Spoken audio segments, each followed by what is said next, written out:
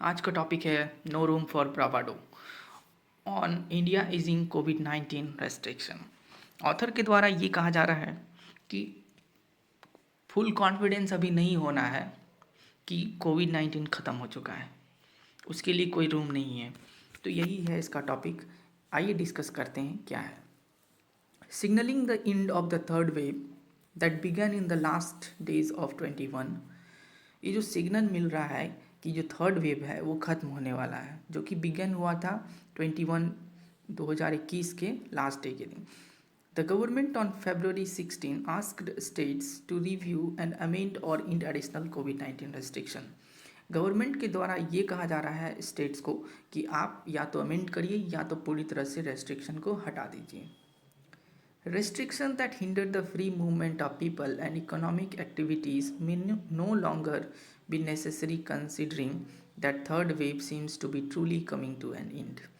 और ये जो रेस्ट्रिक्शन के कारण जो सब दिक्कतें आ रही थी फ्री मूवमेंट को लेकर के या इकोनॉमिक एक्टिविटीज़ को लेकर के, इससे हमको कंसिडर्ड नहीं करना है कि थर्ड वेव ख़त्म हो गया है।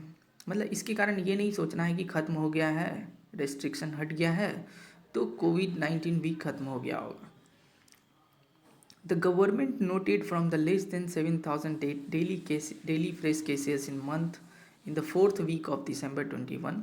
गवर्नमेंट के द्वारा एक नोट किया गया, डेटा दिया गया कि जो कोविड केसेस है 7,000 से भी कम रिपोर्ट किया गया। कब? December 21 में। The number of cases began rising sharply in the last day of 21। लेकिन ऐसा क्या हुआ कि जो केसेस है वो बहुत तेज़ी से बढ़ा 21 के लास्ट डे में and increase exponentially before picking on January 20 over with over 3,40,000 cases recorded. लेकिन जनवरी 20 तक में क्या हुआ, सबसे ज़्यादा केसेस हो गया, रिपोर्ट किया गया, जो कि था 3,40,000 केसेस। और ये एक्सपोनेंशियली बढ़ा था, बहुत तेज़ी में बढ़ गया था। The decline in daily fresh cases to witness sharp fall after peaking. लेकिन डिक्लाइन भी इसी स्पीड से हुआ, घटा भी इसी स्पीड से। But relying entirely on daily fresh cases might give misleading picture as the government revised the testing strategy on January 10। Okay, तो यहाँ पे कहा जा रहा है ऑथर के द्वारा, गवर्नमेंट जो है ना पूरी तरह से इंटायरली डिपेंडेंट नहीं हो सकता है डेली फ्रेश केसेस को लेकर के। अगर हम इस डेटा को अगर देख के करते हैं, कोई भी डिसीजन लेते हैं, तो ये मिसलीडिंग पिक्चर देगा गवर्नमेंट को। तो इसलिए गवर्नमेंट के द्वारा क्या किया गया कि वो अपना टेस्टिंग स्ट्रेटजी जो है ना कुछ बदलाव किया January 10 को, which makes only those with symptoms and certain at risk contacts of laboratory confirmed cases eligible for test। वो बदलाव क्या था? बदलाव ये था जिनके पास सिम्टम्स है कोविड का और बहुत ज़्यादा रिस्की है तो वो सिर्फ लेबोरेटरी में टेस्ट करवा सकते हैं। ये चेंजेस था। The sale of self test kit sold in many cities but the reporting of result by their user was poor.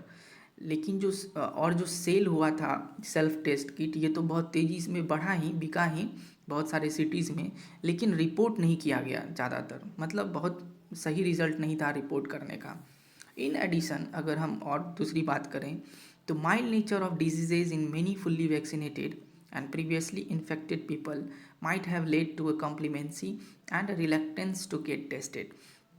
और दूसरी बात ये भी कहा जा रहा है जो ऑलरेडी वैक्सीनेटेड पीपल हैं जिनमें कुछ माइल्ड सा कुछ सिम्टम्स दिख रहा है तो इस चीज़ को इग्नोर करेंगे, मतलब टेस्ट करवाने से इग्नोर करेंगे। ठीक है, कॉम्प्लीमेंसी का मतलब होता है कि आप कोई चीज़ का चिंता ना हो, वरीड आप नहीं हो, इसीलिए आप इग्नोर कर देंगे। Reluctance to get tested, reluctance का मतलब होता है अनविलिंग, आप इसके कारण क्या होगा, नहीं करवाएंगे, और मतलब खुद में लगेगा अरे यार ऑलरेडी तो हो ही चुका है, क्या टेस्ट करवाएं, ठीक हो जाएगा ऐसे ही दवाई खाने से। तो ऐसा कहा जा रहा है।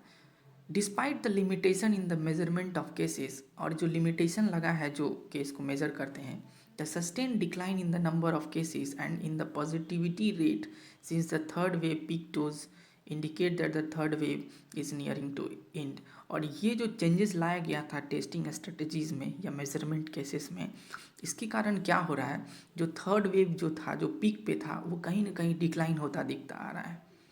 For the first time since the third wave peak, ऐसा पहली बार हुआ है जब पीक हुआ था, जो 7 डे का एवरेज टेस्ट पॉजिटिविटी रेट है वो घट गया है 5% ऑन February 12, 3% ऑन February 16 घट गया है. But 16 state report a 7 day average test positivity above the national average. लेकिन 16 स्टेट ऐसे हैं जहाँ पे रिपोर्ट किया गया है जो 7 डे का एवरेज होता है उससे ज़्यादा रिपोर्ट किया गया है. तो वो सब स्टेट हैं जैसे यूनियन टेरिटरी है पुडुचेरी जिसमें कि 28.8% बताया जा रहा है, Mizoram 26.2%, Orissa 19% and Kerala 18.4%. The true indicator that India has reached the fag end of the third wave is reflected in the reduced number of hospitalization. और ये जो रियल इंडिकेटर है जिससे पता चलता है कि जो थर्ड वेव है पूरी तरह से ख़त्म हो गया है और जिसके कारण क्या हुआ है, हॉस्पिटलाइजेशन भी बहुत कम हो गया है. The waning of third wave caused by the extremely infectious Omicron variant should be no reason to lull India into complacency. और ऐसा ऑथर के द्वारा एक चीज़ कहा जा रहा है, ये जो वैनिंग हो रहा है थर्ड वेव का मतलब पूरी तरह से ग्रेजुअली डिक्रीज़ हो रहा है, जो कि ओमाइक्रॉन बहुत ही इन्फेक्शियस वेरिएंट था, इससे इंडिया को ये नहीं सोचना चाहिए कि हम अब चलो पूरी तरह से इग्नोर कर दें, ये चीज़ नहीं सोचना चाहिए. The notion that India's enhanced surveillance, manpower and infrastructure can fight any possible COVID-19 waves in the future not only reeks of confidence but it also dangerous. Author के द्वारा एक सार्केस्टिक वे में कहा जा रहा है, ये जो नोशन है, ये जो हम लोग सोचते हैं कि हम लोग ऐसा सोच रहे हैं, जो एक बिलीफ है कि जो इंडिया का जो मैन पावर है, इंफ्रास्ट्रक्चर है, वो किसी भी सिचुएशन में डील कर सकता है, तो ऐसा ओवर कॉन्फिडेंस नहीं रखना चाहिए, ये बहुत डेंजरस होगा. रिस्क ऑफ का मतलब होता है, मतलब आपको पहले ही कुछ पता चल जाना कि कुछ गलत होने वाला है, अनप्लीजेंट सा फीलिंग आ जाता है. Viruses continuously evolve and what said and characteristics the next variant will have and the impact it will have even in population which has large proportion of fully vaccinated and naturally infected is unknown. और ये भी कहा जा रहा है साथ में, ये जो वायरस जो है ना, इसको हम प्रिडिक्ट नहीं कर सकते हैं किस टाइप का आने वाला वायरस किस टाइप का होगा, कितना खतरनाक होगा, ये सब प्रिडिक्ट नहीं कर सकते हम लोग, चाहे वो आप फुल्ली वैक्सीनेटेड क्यों ना हो. और ये एक्चुअली में यही कहा जा रहा है कि आप ये अननोन है एक तरह से, मतलब आप इसको आइडेंटिफाई नहीं कर सकते हैं किस टाइप का वेरिएंट आगे आ जाए, तो आपको तैयार रहना पड़ेगा.